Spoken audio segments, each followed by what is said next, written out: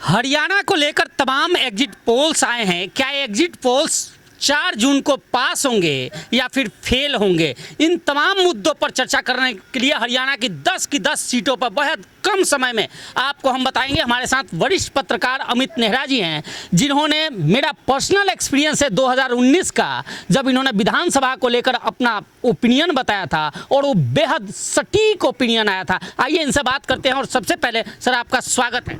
धन्यवाद सुशील। यही हरियाणा जानना चाहता हूँ, सबकी उत्सुकता है, मेरी भी है, दर्शकों की भी है। देखिए, हरियाणा में 10 लोकसभा सीटें हैं और कल जो एग्जिट पोल आए हैं तो उसमें कमोबेश एक चीज़ आई है निकल के कि 10 में से 7 बीजेपी जीत रही है और 3 कांग्रेस के खाते में आ रहे हैं, कांग्रेस प्लस आप। इंडिया गठबंधन के। लेकिन मेरा मानना थोड़ा सा अलग है। पहली बात यह है कि हरियाणा में जो अंडर करंट है वो इस बार कांग्रेस के प्रति है, जो दिखाई नहीं देता सरफेस पे, जो अंदर ही अंदर होता है उसको अंडर करंट बोलते हैं। तो मुझे लगता है कि कांग्रेस 5 लोकसभा सीटें तो जीत ही लेगी।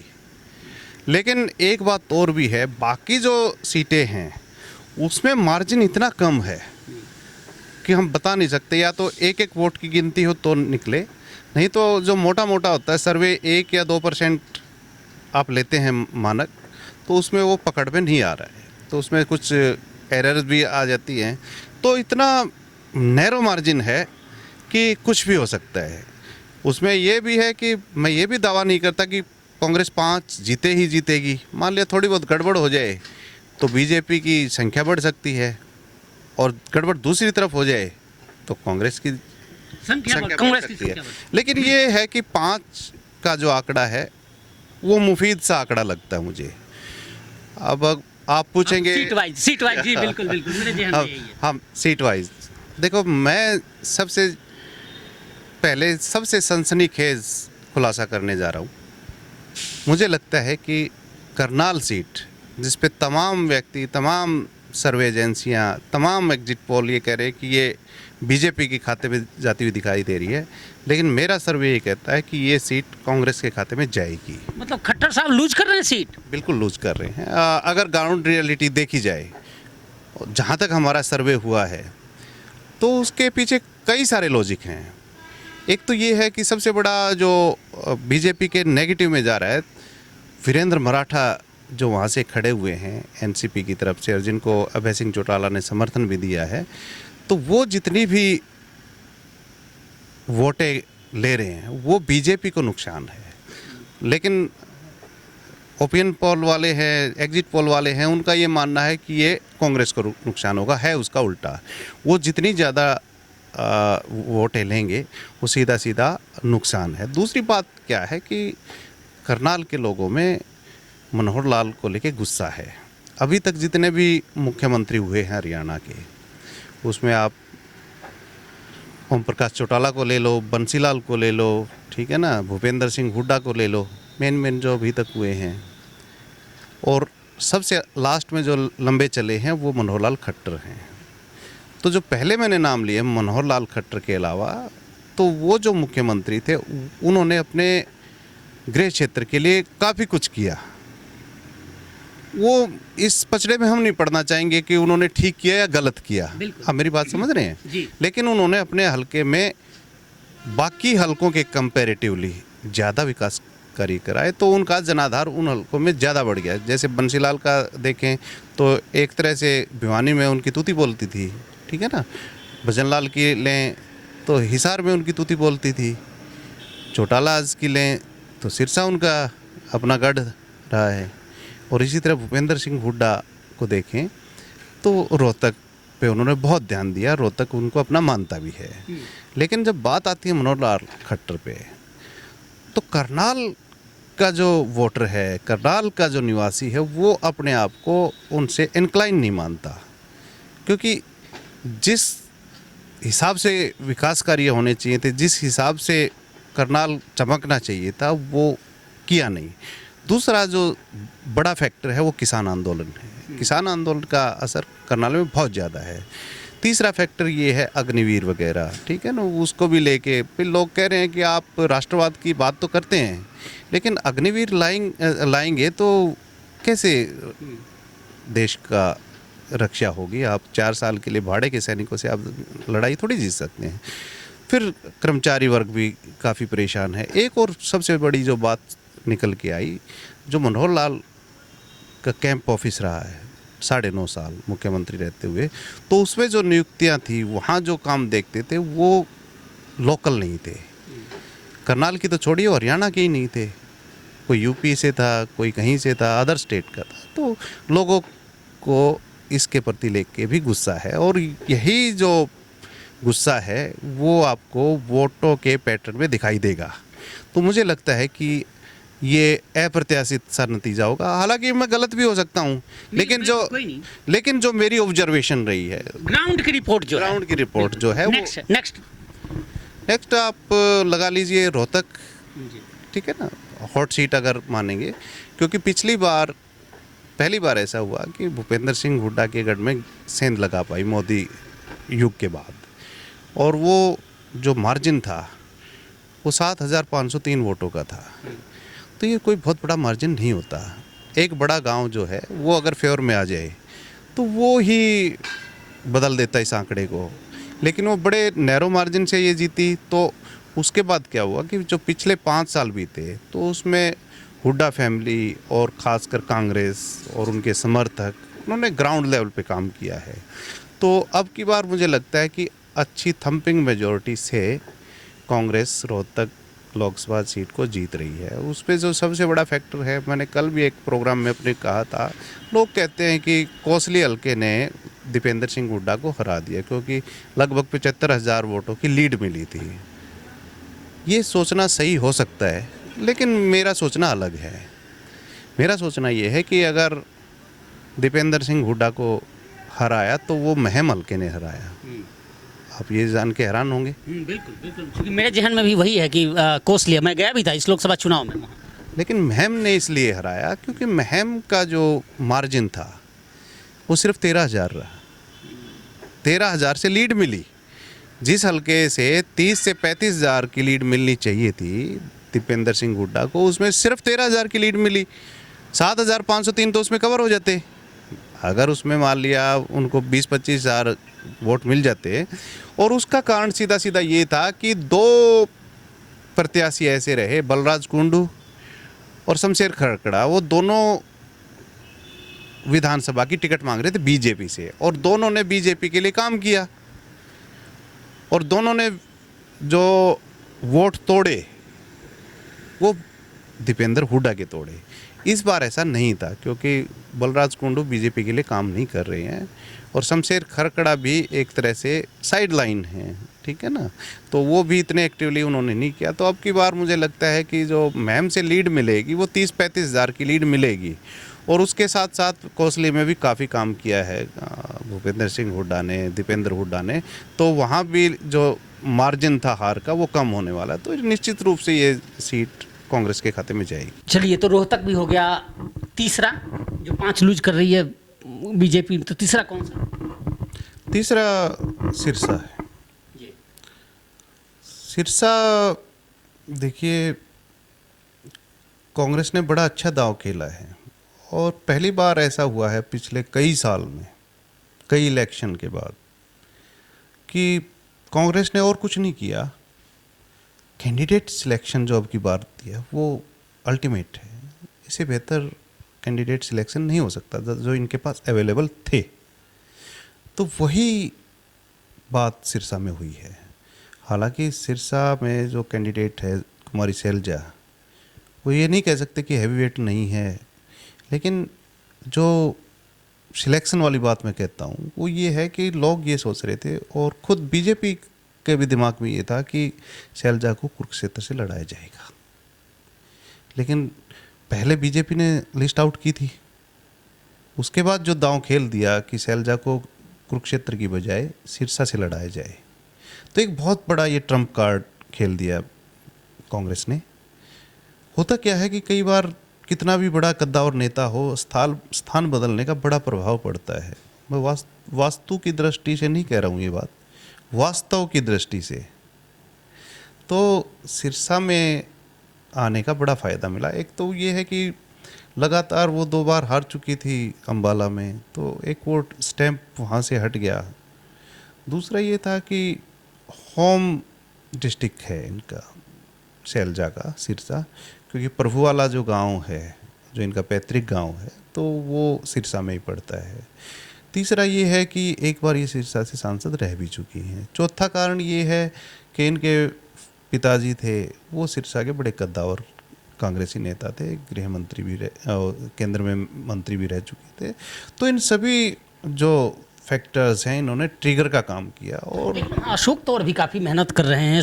मैंने भी जाकर देखा वहाँ, कई बार हमने भी वहाँ का विश्लेषण किया था और उसमें देखा कि अशोक तंवर कई विधानसभाओं में काफ़ी मजबूत थे, तो उसका आपको असर नहीं दिख रहा है? दिक्कत ये है अशोक तंवर की मेहनत तो बहुत करते हैं, लेकिन किसी एक पार्टी के लिए नहीं करते वो। हाँ, ये फैक्टर रहा। तो ये बड़ा फैक्टर है। कई गांव में मैंने पोस्टर देखे तो जिसमें 4-5 जगहों पे एक ही पोस्टर में फोटो अशोक तंवर का, नीचे कांग्रेस पार्टी, उसी फोटो के नीचे भारतीय जनता पार्टी, उसी के नीचे आम आदमी पार्टी और उसी फोटो के नीचे तृणमूल कांग्रेस पार्टी, और नीचे नारा लिखा हुआ था, इन सभी पार्टियों के साझे उम्मीदवार को अपना बहुमूल्य वोट देकर विजयी बनाएं। तो ये सटायर है, व्यंग्यात्मक पोस्टर था, तो इनका भी बड़ा महत्व रहता है। तो लोगों के दिमाग में ये नहीं जम पाया। अगर मान लिया वो जीत जाएंगे तो उनके रहना मजबूरी हो जाता है, भाई 5 साल के लिए आप पार्टी के खिलाफ नहीं जाएंगे। अगर वो हार गए तो क्या भरोसा कि वो बीजेपी में रहेंगे या नहीं रहेंगे, क्योंकि मूल बीजेपी के कार्यकर्ता नहीं है वो। आपकी ग्राउंड रियलिटी रिपोर्ट है, उसके मुताबिक सिरसा भी कांग्रेस विन कर रही है। हाँ बिल्कुल। तो उसमें 2-3 फैक्टर हैं, क्योंकि सबसे बड़ा फैक्टर तो वही किसान आंदोलन। दूसरा, कांग्रेस के फेवर में एक बड़ी बात गई है अब की बार। हालांकि मैं जात पात के ऊपर रिपोर्टिंग नहीं करता, ना मैं इसको बढ़ावा देता, लेकिन कुछ फैक्टर ऐसे होते हैं जो सामने पड़े दिखते हैं। जो संविधान संशोधन का एक दांव खेला गया या चला गया या समझा गया, आप कुछ भी कह लीजिए, कि अगर फलां पार्टी पूर्ण बहुमत से सेंटर में आ गई तो संविधान में संशोधन कर देगी और आरक्षण को ख़त्म कर देगी, तो उसका बड़ा इम्पैक्ट जो हरियाणा की राजनीति में, हरियाणा की वोटिंग में देखने को मिला। दलित समुदाय ने एकजुट होकर बीजेपी के खिलाफ वोट किया। वो कांग्रेस के प्रति प्रेम नहीं कह सकते, वो एक सरकमस्टेंशियल घटना उसको कह सकते हैं कि बीजेपी को अगर हरा सकती है तो कांग्रेस ही हरा सकती है। तो कांग्रेस के पाले में वोट गया है वो। तो सिरसा में भी इस इम्पैक्ट का असर हुआ है। भी वो रिजर्व सीट। हाँ, तो मुझे लगता है कि बहुत सेफ सीट है कांग्रेस के लिए। वहाँ मैं भी जो आकलन किया था तो उसमें लोग कह रहे थे कि जाट जिस तरफ जाएगा उसको जिताएगा, और जो हालात थे उसके मुताबिक दलित और जाट समाज भी कहीं ना कहीं भारतीय जनता पार्टी से क्षुब्ध था। तो ये माना जा रहा है, और आपका आकलन मुझे लग रहा है कि कुछ हद तक ये बेटर। देखो, जाट प्लस दलित का जो गठजोड़ है वो उसको मात देना बड़ा मुश्किल होता है, क्योंकि नफरी ज़्यादा है, नंबर ऑफ वोट्स बहुत ज़्यादा हो जाते हैं। और उसके साथ साथ क्या होता है कि कुछ कांग्रेस का कोर वोटर भी होता है, वो कास्ट एंड क्रीड से ऊपर है, तो मिलके बहुत सारी चीज़ हो जाती है। तीसरा फैक्टर ये भी है कि वहाँ पे ना इनेलो इतनी मजबूत रही ना जेजेपी, तो आमने सामने का मुकाबला था, और आमने सामने के मुकाबले में हरियाणा में कांग्रेस जीतती रही है। तो ये आमने सामने वाली टक्कर भी कांग्रेस के लिए मुफीद रही है। चौथा लोकसभा क्षेत्र, चौथा मुझे अंबाला लगता है। अंबाला बहुत फेवरेबल। बंतो कटारिया को सिंपैथी वोट नहीं है? सिंपैथी वाली बात जा चुकी है, क्योंकि अगर बाई इलेक्शन होता तो सिंपैथी की बात होती। एक ये भी गुस्सा है कि 6 महीने से तो पहले देहांत हो चुका है उनका, आपने पहले क्यों नहीं करवाया, आपने इलेक्शन बाई इलेक्शन क्यों नहीं करवाया। तो बीजेपी को कहीं ना कहीं डर रहा होगा। हालांकि ये काम तो निर्धारण करना, इसका निर्धारण करना तो केंद्रीय चुनाव आयोग का काम है कि इलेक्शन करवाएं या ना करवाएं, लेकिन लोगों का गुस्सा इस बात पे था। तो वो जो सिंपैथी वाली वो मामला है, तो वो तो अब नए उसके लिए है, वो नई संसद के लिए। अगर पुरानी अगर कंटिन्यू होती तो हम मान सकते हैं कि सिंपैथी का फ़ायदा मिलेगा, क्योंकि बचा हुआ जो टेन्योर है वो उसके परिवार का सदस्य पूरा कर ले। लेकिन अब तो एक नई चीज़ है। दूसरा क्या है कि जो वरुण चौधरी हैं कांग्रेस के उम्मीदवार, और नया ब्लड है, नया खून है।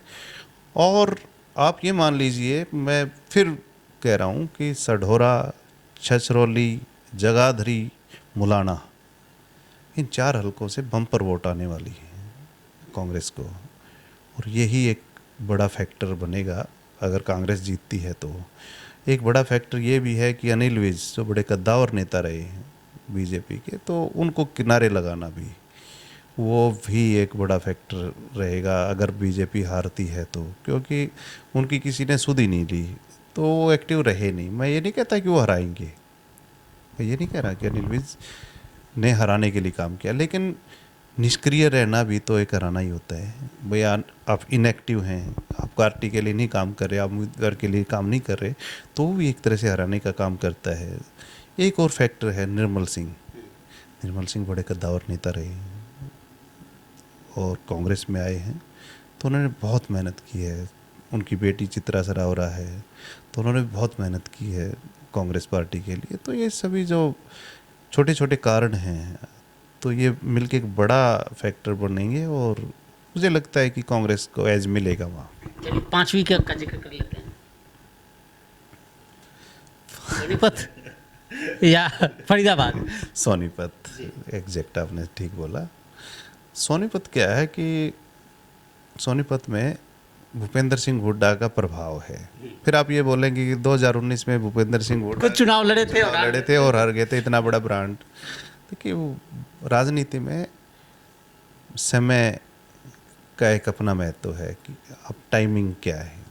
2019 का जो मौका था वो राष्ट्रवाद की भावना भरी हुई थी लोगों में, और एक और हो गया था कि वो चुनाव सोनीपत सीट पे जाट गैर जाट का चुनाव बन गया था।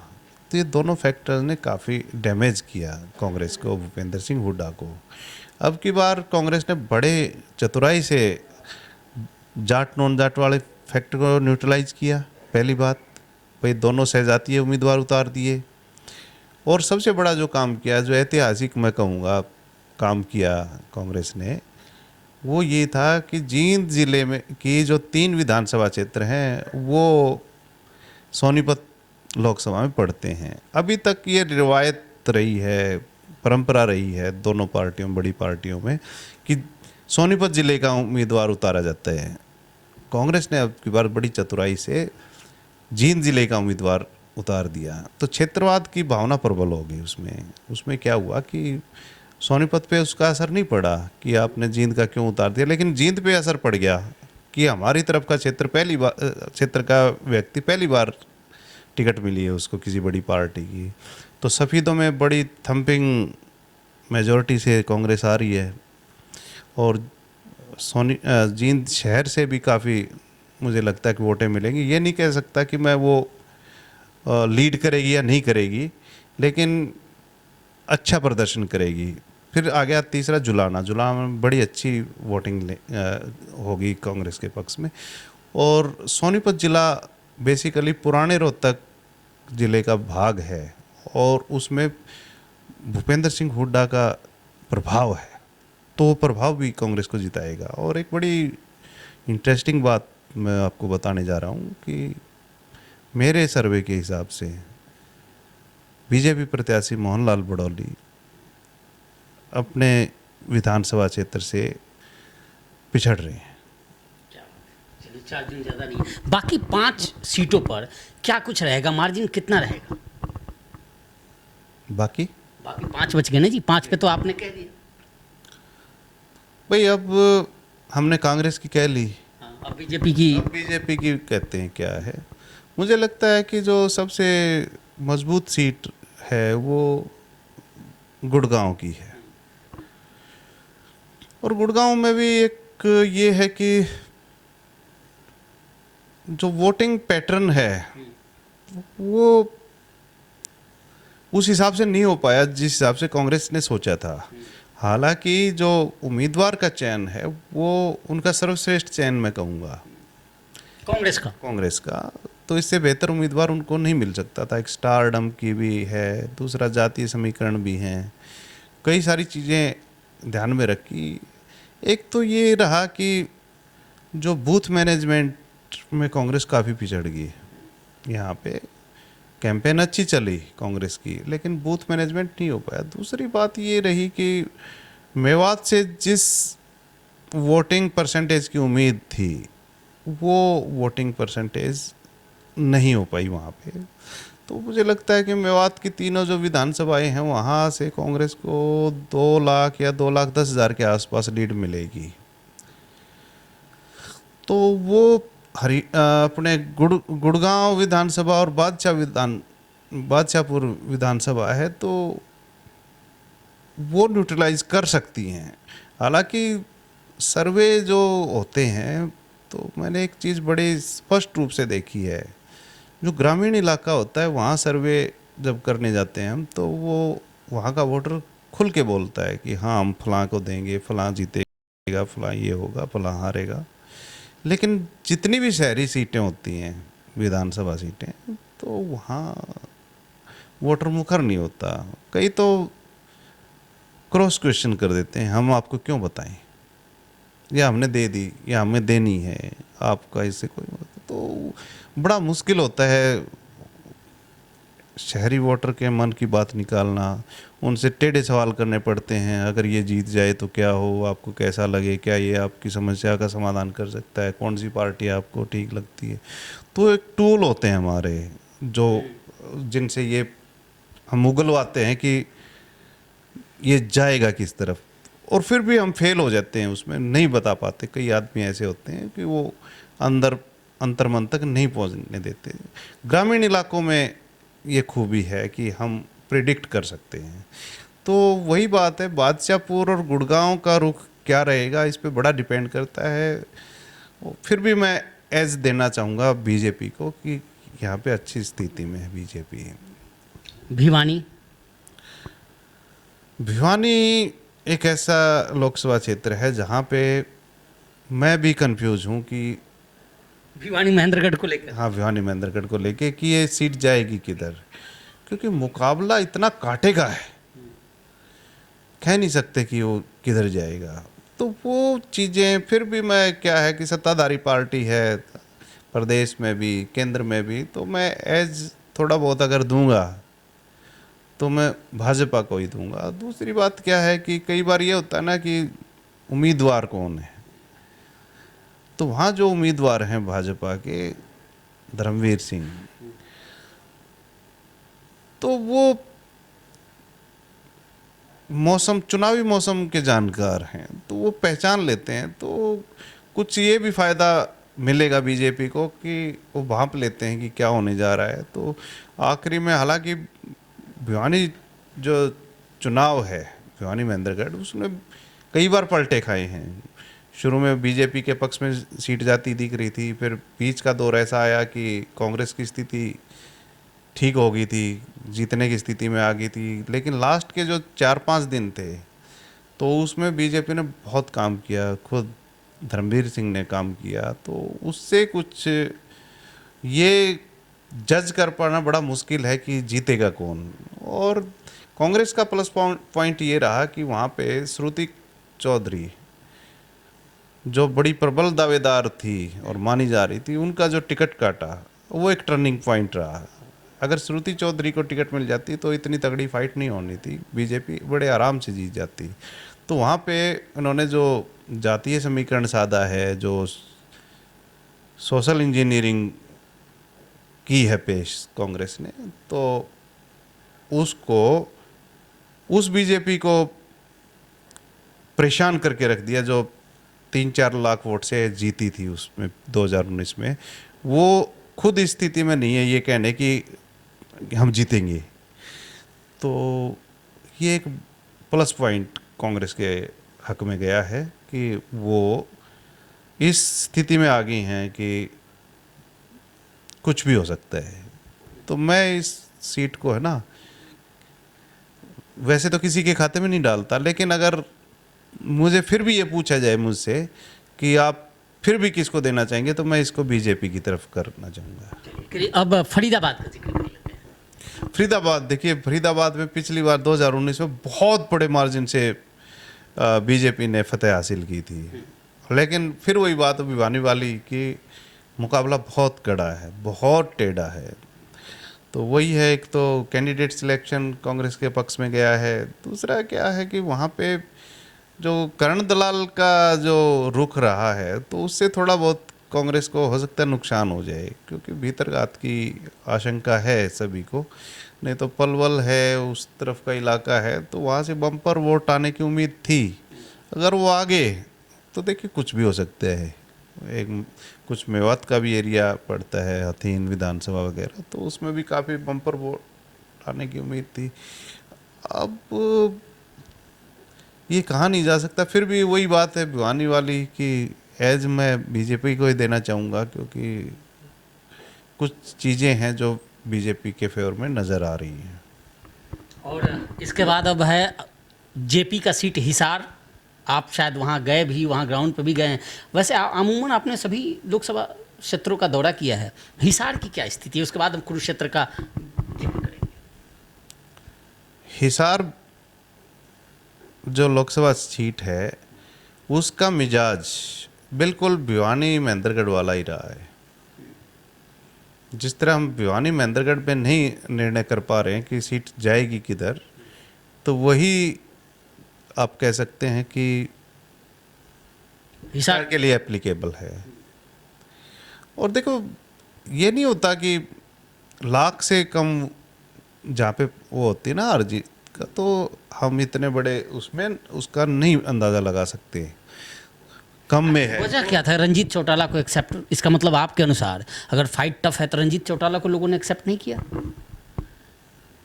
देखिए, रंजीत चौटाला हल्के की पसंद तो नहीं थे, क्योंकि वो उनका होम क्षेत्र तो नहीं है, गृह क्षेत्र तो नहीं है। अंतिम क्षण में वो बीजेपी में शामिल हुए, भाई वैसे तो इंडिपेंडेंट थे वो। उसके बाद उन्होंने ज्वाइन की बीजेपी, और उसके बाद बहुत विरोध भी हुआ रणजीत चौटाला का। लेकिन जो मैं ये कहूँगा कि जो सोशल इंजीनियरिंग है बीजेपी की, तो उसका फ़ायदा मिला है कुछ उनको। जेपी ने बहुत अच्छी तरीके से इलेक्शन लड़ा है, बहुत ज़बरदस्त। मैं अगर ये कहूँगा कि पूरे हरियाणा में अगर किसी ने जी जान से मेहनत की है किसी कैंडिडेट ने, तो वो जेपी ही हैं। ये मान के चलें कि 24 घंटे में 20 घंटे एक्टिव रहे हैं वो। लेकिन फिर भी कुछ सीमाएं होती हैं। कांग्रेस वहाँ हारती है, जेपी हारते हैं, तो बड़ा कारण क्या होगा? और बीजेपी अगर जीतती है तो उसके लिए बड़ा कारण क्या होगा? जेपी की अगर हार होती है, हालांकि मैं घोषणा नहीं कर रहा हूँ कि वो हारेंगे, मैं तो ये कह रहा हूँ कोई भी जीत सकता है भाई। अगर वो हारेंगे तो मुझे लगता है कि उचाना एक बड़ा फैक्टर रहेगा, उचाना विधानसभा क्षेत्र। तो वहाँ हैरतअंगेज रूप से जो जननायक जनता पार्टी है वो कुछ वोटें ले रही है, वो सीधा सीधा नुकसान जेपी को होगा। उसके बाद जो बरवाला हल्का है, तो वहाँ भी जेपी मुझे लगता है कुछ पिछड़ेंगे, तो वो भी नुकसान होगा। अपना भवानी खेड़ा हल्का है, तो उसमें भी लोग तो कह रहे हैं कि कांटे की टक्कर है भवानी खेड़ा में, लेकिन मुझे लगता है कि वहाँ भी कांग्रेस कुछ पिछड़ेगी।